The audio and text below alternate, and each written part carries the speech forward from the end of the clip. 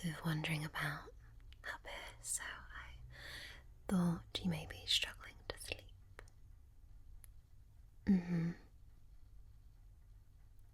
Of course. No, don't be silly. Let me get myself a bit more comfortable. Okay, do you mind? Good. Okay. This is a very comfy bed. Very comfy bed indeed. Let's have a little sort of half lay on it. That's better. So, what is keeping you awake?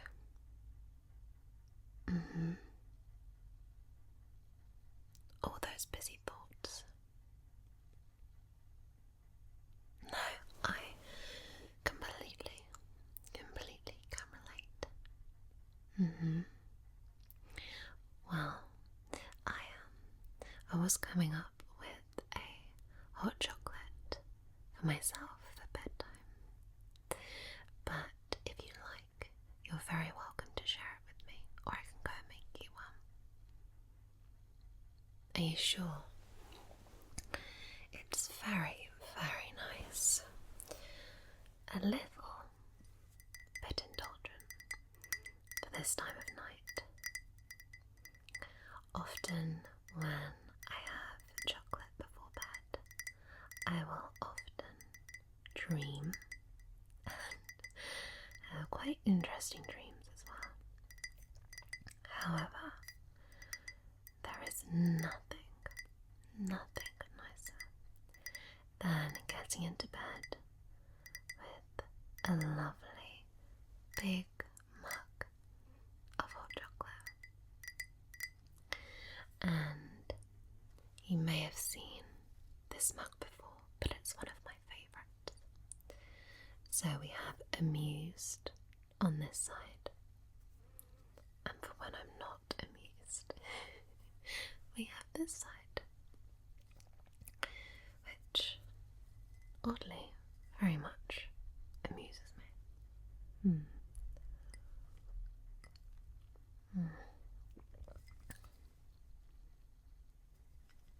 That's just a bit too nice.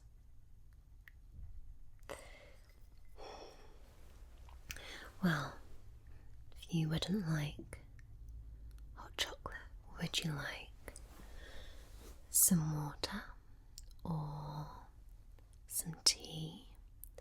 Perhaps some chamomile tea. It's very soothing and relaxing. Are you sure? Okay. What could we do to relax you? Help you fall into a deep, deep sleep. Let's have a think. Let's put our little thinking caps on.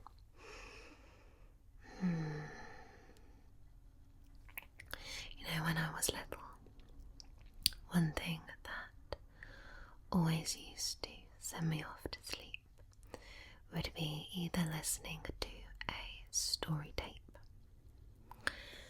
which I would often rent from the library,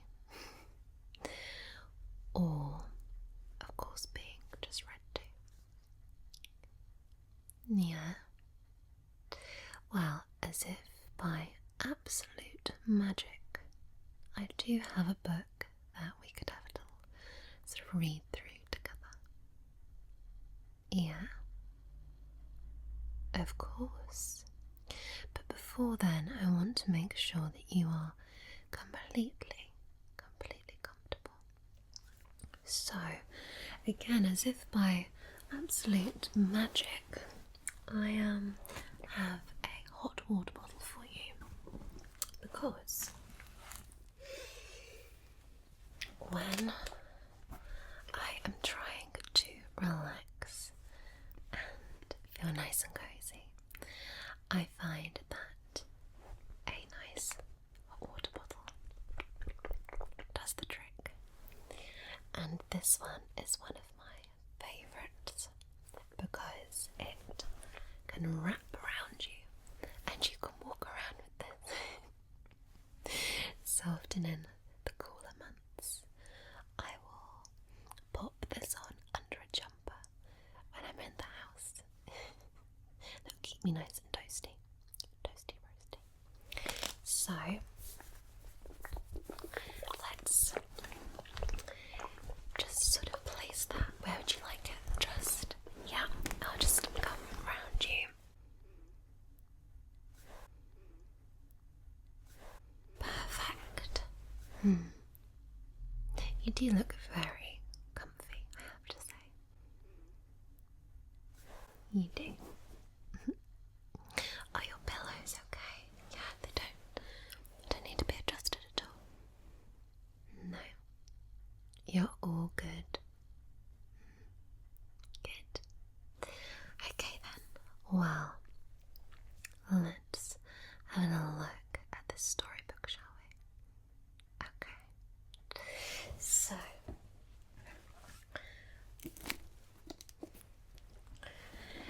this is a children's storybook.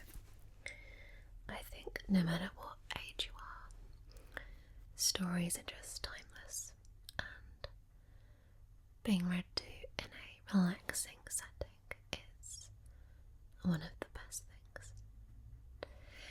So, this is a book that contains a collection of stories that are meant to be mildly amusing. So let's just have a little sort of look through together.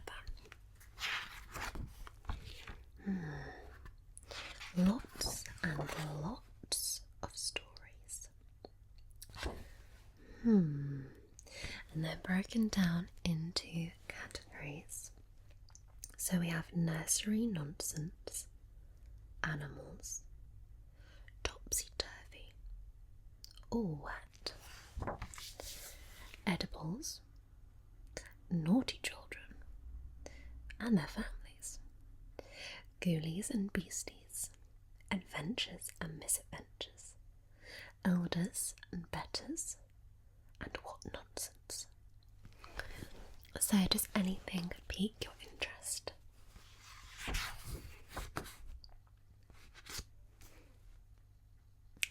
Okay, well, oh, and a playground patter, I missed that one. Topsy-turvy, okay, so let's have a look. The broom, the shovel, the poker, and the tongs. Let's have a look. Oh, goodness me. I was thinking they weren't numbered then, but they are. Right. Let's go back a few. I'm very confused by the numbering. But there we go. I can't seem to locate this story. However, I've come across one that says The Tale of the Turnip, and I feel like that's a good place to start. So, let's get comfy. Right. Once upon a time, there was a little old farmer and a little old woman, his wife. It's a great way to open that very grammatically correct sentence. Who lived happily together with a little girl, their granddaughter, and a spotted dog called Spot, original, and a black cat called Minnie, and a little mouse who lived in a secret place in the barn. I think we both know the mouse should have been called Minnie, but we won't be pedantic today. One fine day in the spring, the little old farmer said to the little old woman, his wife, "Today is a good day for planting." So he went to the barn and chose a sturdy-looking seed, a turnip seed, and went out to the field with it. When he had dug a hole, he put the seed in the ground and covered it with earth, and he said to the seed, "Grow." If only and the seed grew fast. First, a small shoot appeared, then some green leaves, and then you could see the turnip itself. Goodness. And it grew and it grew and it grew until it was the biggest, most beautiful turnip that the little old farmer and the little old woman, his wife, had ever seen. And the little girl and Spot and Minnie and the mouse thought so too. So one day the little old woman, his wife, said to the little girl, their granddaughter, "Today I'm going to put the biggest pot I have on the fire, and I'm going to ask your grandfather to pull up the turnip so that we can have turnip soup for supper." And when the little old farmer heard this, he went straight out to the field to pull up his turnip. The little old farmer held onto the top of the turnip and pulled. He pulled and he pulled and he pulled. And still he pulled, and still the turnip wouldn't come up. What a stubborn turnip. So he called out to the little old woman, his wife, "Wife, come and help me pull up this turnip." So the little old woman, his wife, came running out to the field to help the little old farmer pull up his turnip. She caught hold of the little old farmer, and they pulled and they pulled and they pulled. Come on. And still they pulled, and still the turnip wouldn't come up. We've all been there. So the little old woman called out to the little girl, their granddaughter, "Granddaughter, come and help me pull up this turnip." Goodness. So the little girl, their granddaughter, came running out to help the little old farmer, and the little old woman, his wife, pull up the turnip. She caught hold of the little old woman, who caught hold of the little old farmer, and still the turnip won't come up. So the little girl, their granddaughter, called out to the spotted dog, called Spot, "Spot, come and help me pull up this turnip."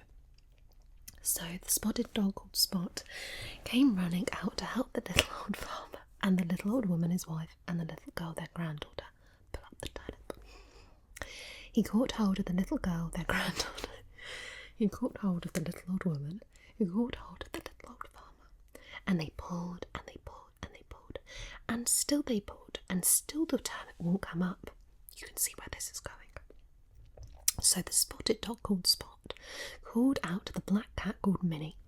"Minnie," so imagine how a dog speaks, "Minnie, come and help me pull up this turnip." So the black cat, called Minnie, came running out to help the little old farmer, and the little old woman, his wife, and the little girl, their granddaughter, and the spotted dog, called Spot, pull up the turnip. She caught hold of the spotted dog, called Spot, who caught hold of the little girl, their granddaughter, who caught hold of the little old woman, who caught hold of the little old farmer, and they pulled and they pulled and they pulled. And still they pulled, and still the turnip won't come up. So the black cat, called Minnie, called out to the little mouse, who lived in a secret place in the barn, "Mouse, come out and help me pull up this turnip." So the little mouse, who lived in a secret place in the barn, came running out to help, and the little old farmer and the little old woman, his wife, and the little girl, their granddaughter, and the spotted dog, called Spot, and the black cat, called Minnie, and the mouse pulled out pull up the turnip. He caught hold of the black cat, called Minnie, who caught hold of the spotted dog, called Spot, who caught hold of the little girl, their granddaughter, who caught hold of the little old woman, who caught hold of the little old farmer, and they pulled and they pulled and they pulled, and this time up came the turnip. But the little old farmer was so surprised that he fell right back on the little old woman, his wife, who fell right back on the little girl, their granddaughter, who fell right back on the spotted dog, called Spot, who fell right back on the black cat, called Minnie, who fell right back on the little mouse, who lived in a secret place in the barn. And he fell right back on the ground. But none of them cared, because they were all so pleased to see the biggest, most beautiful turnip they had ever seen. And that night they all had turnip soup for supper. Well, that was quite the journey, I think you'll agree. I'm not sure if this next little inset here is a poem, but we'll give it a quick read to finish our turnip journey. Are you feeling relaxed? I expect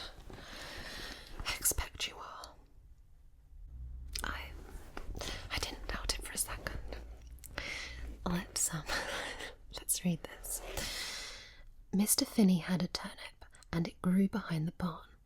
And it grew, and it grew, and that turnip did no harm.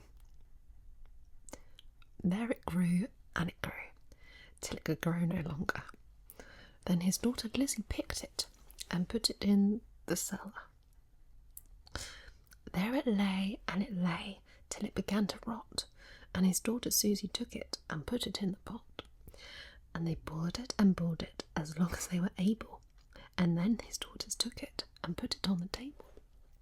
Mr. Finney and his wife, they sat down to sup, and they ate, and they ate, and they ate the turnip up. That's, wow, masterful. Masterful indeed.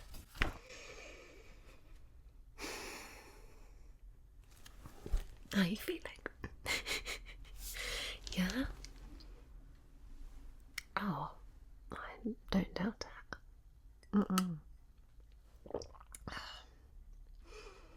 Thought I spilled that on myself. I think we're okay.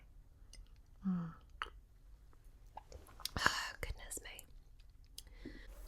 Well, how do you feel about turnips? Are you partial to turnips? Yes. Well, aren't we all? Aren't we all? Yes. Anyway, feel a bit turnipped out, so let's find a new story. And I have to say, I've come across this, which looks rather inviting. It's called The Teeny Tiny Woman. And I'm rather intrigued because I want to know how teeny tiny this woman is. Yeah. Okay. Are you ready? Are you settled? Yeah. You promise? Okay.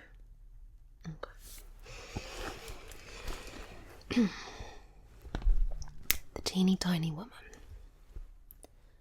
Once upon a time, there was a teeny tiny woman who lived in a teeny tiny house in a teeny tiny village. One day the teeny tiny woman put on her teeny tiny bonnet and went out of her teeny tiny house to take a teeny tiny walk. I think we can see where this is going. And when this teeny tiny woman had gone out, had gone a teeny tiny way even, she came to a teeny tiny gate. So the teeny tiny woman opened the teeny tiny gate and went into a teeny tiny churchyard. Now they're not giving measurements here, but I feel like we should imagine the teeny tiny woman being the size of a thimble. Diddy woman. And when this teeny tiny woman had got into the teeny tiny churchyard, she saw a teeny tiny bone on a teeny tiny grave. And the teeny tiny woman said to her teeny tiny self, "This teeny bone will make some teeny tiny soup for my supper." I don't think that's the natural thing that most people would think, in all fairness. If they saw a bone on a grave, I don't think the natural thought would be to then bring it home and make soup with it. But hey, no judgment to the teeny tiny woman. Maybe things are different in this teeny tiny world, you know. Life's hard. I get it. So the teeny tiny woman put the teeny tiny bone into her teeny tiny pocket and went to her teeny tiny house. Now, when the teeny tiny woman got home to her teeny tiny house, she was a teeny bit tired. So she went up her teeny tiny stairs to her teeny tiny bed and put the teeny tiny bone into a teeny tiny cupboard. Did the bone need to be put in the teeny tiny cupboard? She's very protective over this bone. I mean, goodness. I think this teeny tiny woman's a teeny tiny bit weird. But okay. And when the teeny tiny woman had been to sleep for a teeny tiny time, she was awakened by a teeny tiny voice from the teeny tiny cupboard which said, "Give me my bone." Oh, unexpected. What a plot twist. And this teeny tiny woman was a teeny tiny bit frightened, not surprised. So she hid her teeny tiny head under the teeny tiny clothes and went to sleep again. I'm sorry, I don't think I could sleep after that. No. And when she had been asleep again a teeny tiny time, the teeny tiny voice cried out from the teeny tiny cupboard a teeny tiny bit louder. "Give me my bone."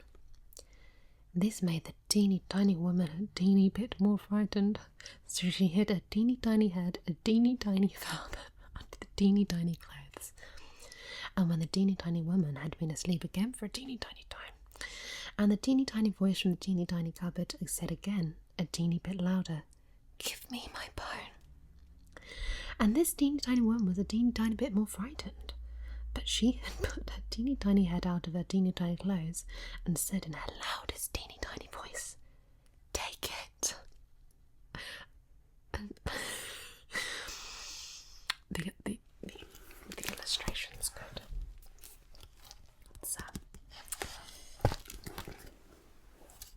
It's good. Oh.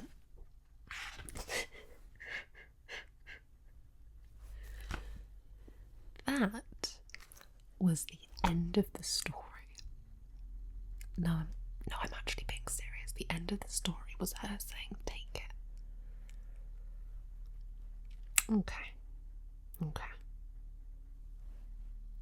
Yeah.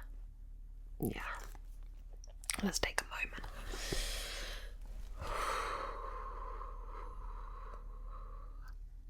Okay. Let's have a little interlude. You feeling sleepy? I'm feeling incredibly sleepy. This is called Animals. Give nuts unto the monkey and buns unto the bear. Near hint at currant jelly if you chance to see a hare. Or near delight to make dogs fight, nor batoms disagree. Be always kind to animals, wherever you might be. Nothing more to say there, really. Okay. It's little poems. This is all animals. Awesome. Quite cute. Oh, here's the story that they said was on page 13, and it turns out is on page 48. This is the broom, the shovel, the poker, and the tongs. Okay. The broom and the shovel, and the poker and the tongs, they all took a drive in the park, and they all sang a song, ding-a-dong, ding-a-dong, before they went back in the dark. Mr. Poker, he sate quite upright in the coach. Mr. Tongs made a clatter and a clash. Miss Shovel was dressed all in black with a brooch. Mrs. Broom was in blue with a sash. Ding-a-dong, ding-a-dong, and they all sang a song. "Oh, Shovelly, so lovely," the poker he sang, "you have perfectly conquered my heart. Ding-a-dong, ding-a-dong, if you're pleased with my song, I will feed you with cold apple tart. When you scrape up the coals with a delicate sound, you enrapture my life with delight. Your nose is so shiny, your head is so round, and your shape is so slender and bright. Ding-a-dong, ding-a-dong, ain't you pleased with my song?" "Alas, Mrs. Broom," sighed the Tongs in his song, "oh, is it because I'm so thin, and my legs are so long, ding-a-dong, ding-a-dong, that you don't care about me a pin? Ah, fairest of creatures, when sweeping the room, why don't you heed my complaint?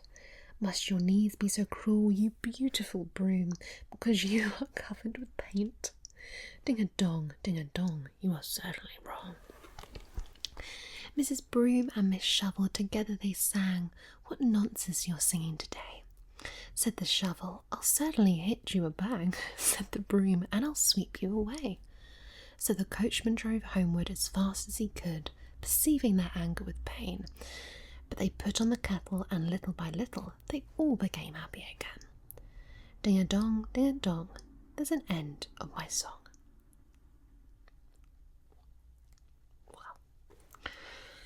Well. It's very educational stuff. I feel like we need to wind down. And why don't we do that with quite a long tail. We could perhaps end with this. Yeah, and then I'll leave you to rest. Sound like a good plan? Good. Why don't I just go and perhaps turn off that candle? Just rest your eyes a little bit more. Okay, I'll be right back.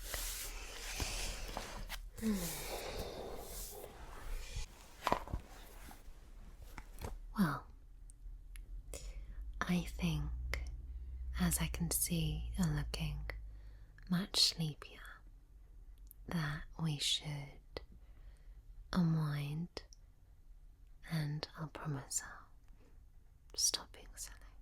Some of these stories are just rather amusing. But we'll end tonight with The Fisherman and His Wife by the Brothers Grimm. Are you all comfortable? Let me just take a sip of this.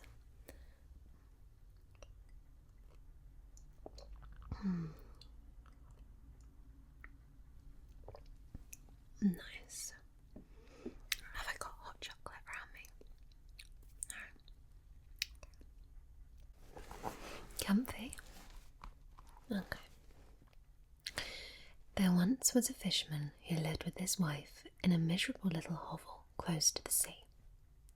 He went to fish every day, and he fished and fished, and at last one day, as he was sitting looking deep down into the shining water, he felt something on his line. When he hauled it up, there was a big flounder on the end of the line. The flounder said to him, "Listen, fisherman, I beg you not to kill me. I am no common flounder. I am an enchanted prince.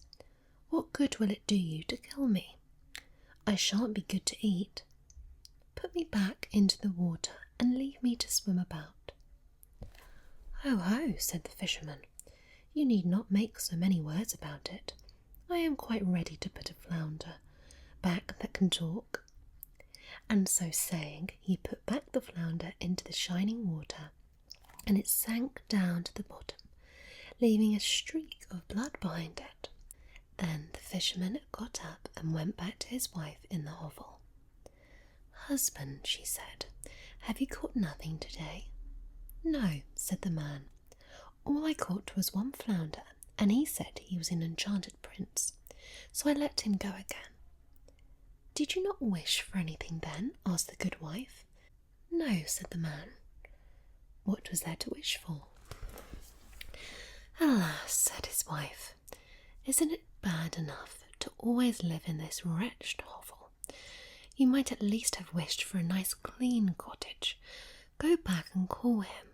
Tell him I want a pretty cottage. He will surely give us that." "Alas," said the man, "what am I to go back there for?" "Well," said the woman, "it was you who caught him and let him go again. He will certainly do that for you. Be off now." The man was still not very willing to go, but he did not want to vex his wife, and at last he went back to the sea. He found the sea no longer bright and shining, but dull and green. He stood by it and said, "Flounder, flounder in the sea, prithee hearken unto me. My wife Isabel must have her own will, and sends me to beg a boon of thee." That's an interesting language, that. The flounder came swimming up and said, "Well, what do you want?" "Alas," said the man, "I had to call you, for my wife said I ought to have wished for something as I caught you. She doesn't want to live in our miserable hovel any longer. She wants a pretty cottage. Go home again then, said the flounder. She has her wish fully. The man went home and found his wife no longer in the old hut, but a pretty little cottage stood in its place, and his wife was sitting on a bench by the door. She took him by the hand and said, Come and look in here. Isn't this much better? They went inside and found a pretty sitting room, a bedroom with a bed in it, a kitchen, a larder furnished with everything of the best in tin and brass, and every possible requisite. Outside there was a little yard with chickens and ducks, and a little garden full of vegetables and fruit. Look, said the woman. Is not this nice? Yes, said the man, and so let it remain. We can live here very happily. We will see about that, said the woman. With that, they ate something and went to bed. Everything went well for a week or more, and then the wife said, Listen, husband, this cottage is too cramped and the garden is too small. The flounder could have given us a bigger house. I want to live in a big stone castle. Go to the flounder and tell him to give us a castle. Very demanding woman. Alas, wife, said the man, the cottage is good enough for us. What should we do with the castle? Never mind, said his wife. You just go to the flounder and he will manage it. No, wife, said the man. The flounder gave us a cottage. I don't want to go back. As likely as not he'll be angry. Go all the same, said the woman. He can do it easily enough and willingly in the bargain. Just go. The man's heart was heavy, and he was very unwilling to go. He said to himself, It's not right. But at last he went. He found the sea was no longer green. It was still calm, but dark violet and grey. He stood by it and said, Flounder, flounder in the sea, prithee hearken unto me.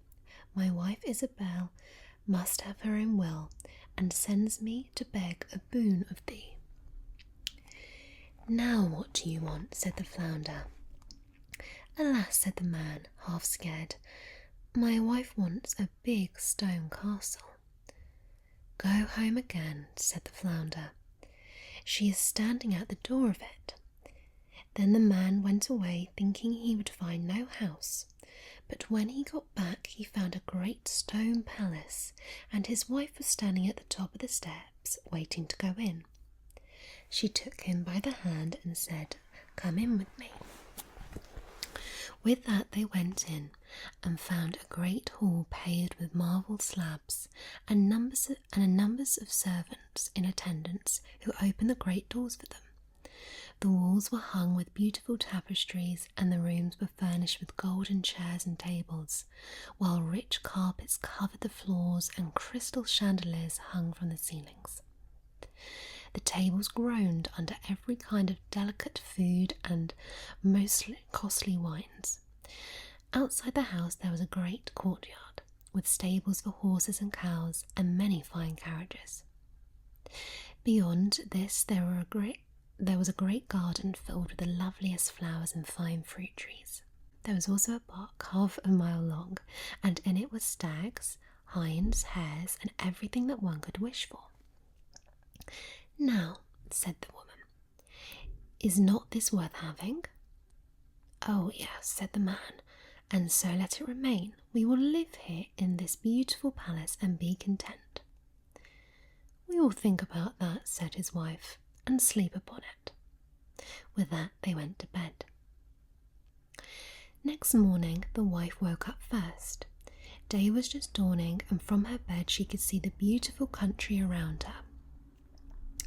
Her husband was still asleep, but she pushed him with her elbow and said, Husband, get up and peep out of the window.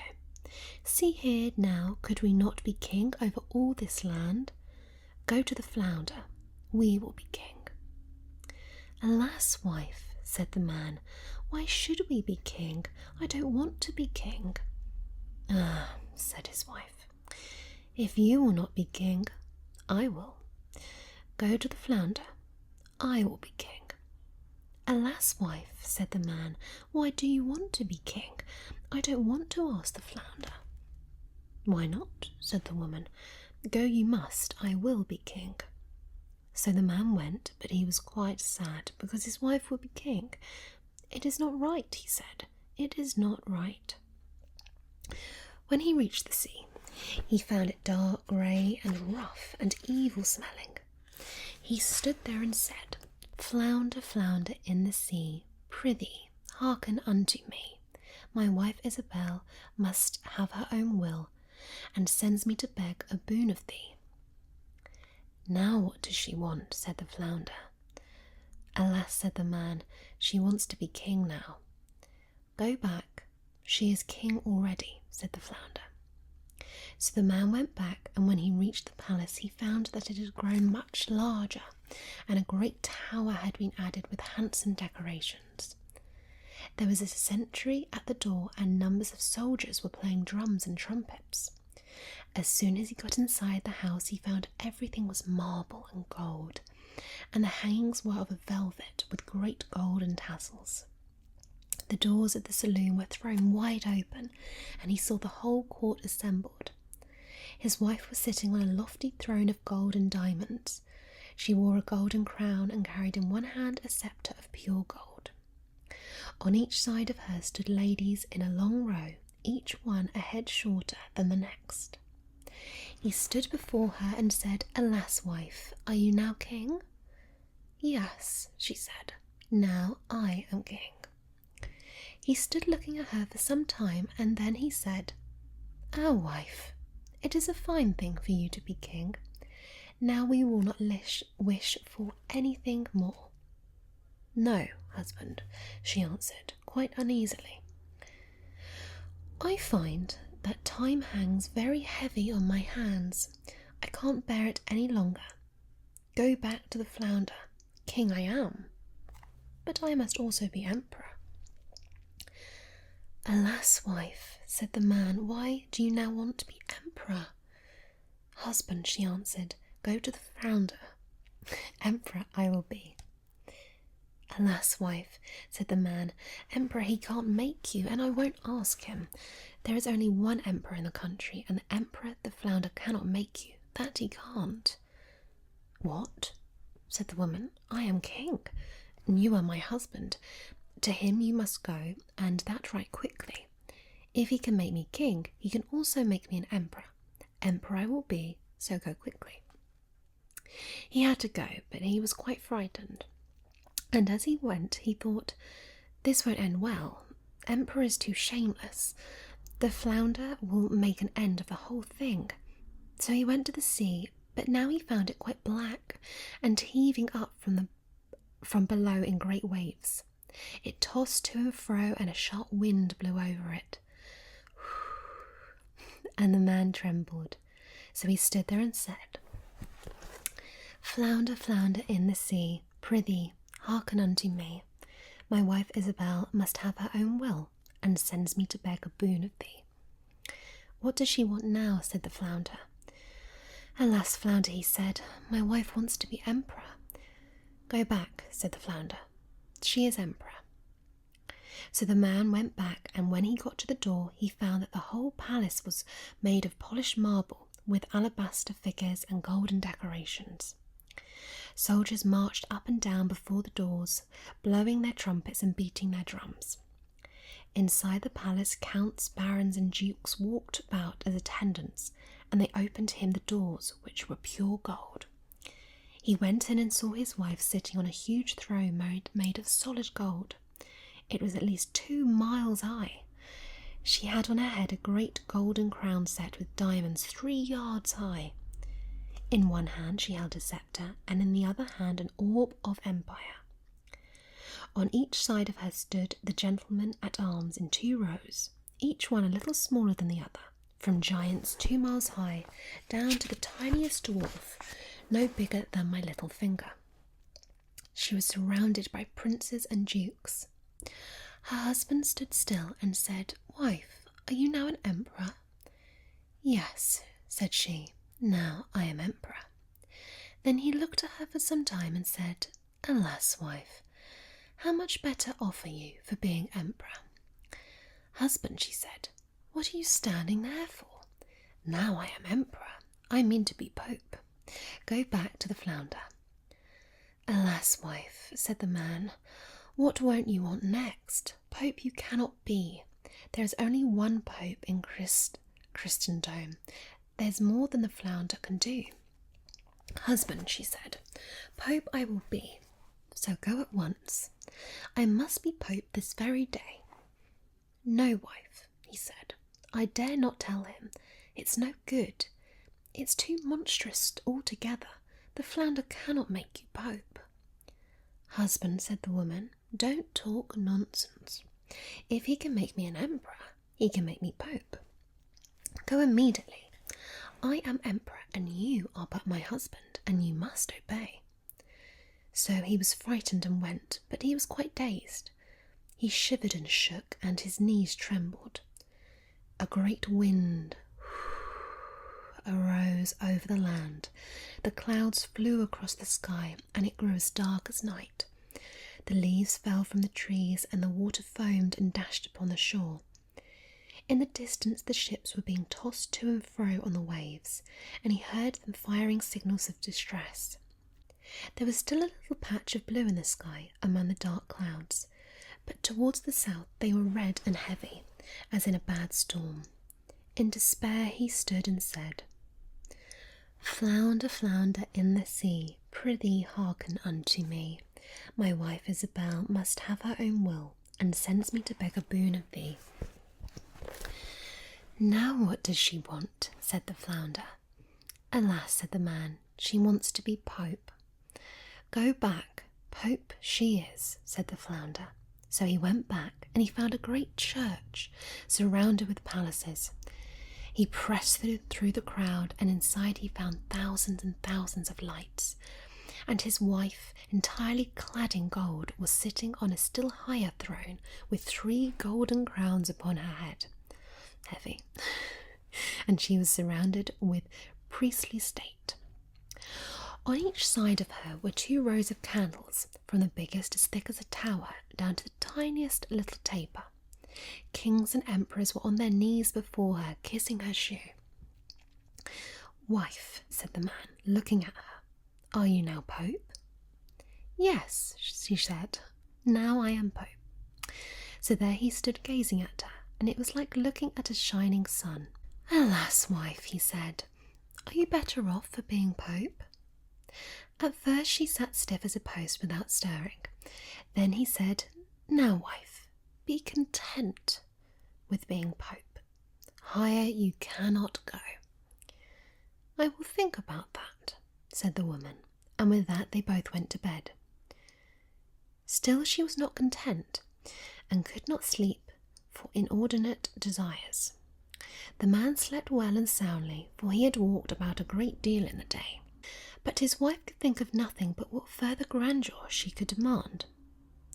When the dawn reddened the sky, she raised herself up in bed and looked out the window. And when she saw the sun rise, she said, Ha! Can I not cause the sun and the moon to rise? Husband, she cried, digging her elbow into his side, wake up and go to the flounder. I want to be lord of the universe. Her husband, who was still more than half asleep, was so shocked that he fell out of bed. He thought he must have heard it wrong. He rubbed his eyes and said, Alas, wife, what did you say? Husband, she said, if I cannot be lord of the universe and cause the sun and the moon to set and rise, I shall not be able to bear it. I shall never have another happy moment. She looked at him so wildly that it caused a shudder to run through him.